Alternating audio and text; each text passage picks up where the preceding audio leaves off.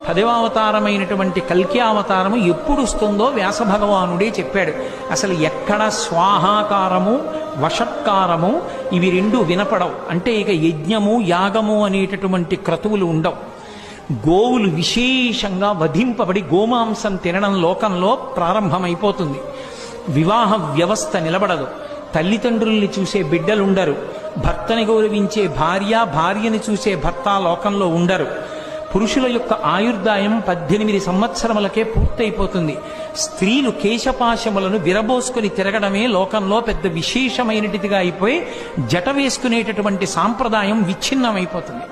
అయిపోయిన తరువాత లోకంలో పురుషులు 18 సంవత్సరాలకే మరణించడం ప్రారంభమైపోయి ఆయుర్దాయాలు క్షీణించిపోయిన తరువాత ఆ సమయంలో శంబళ అనేటటువంటి గ్రామంలో విష్ణుయశుడు అనబడేటటువంటి బ్రాహ్మణుని కడుపున కల్కి అన్న పేరుతో శ్రీ మహావిష్ణువు 10వ అవతారం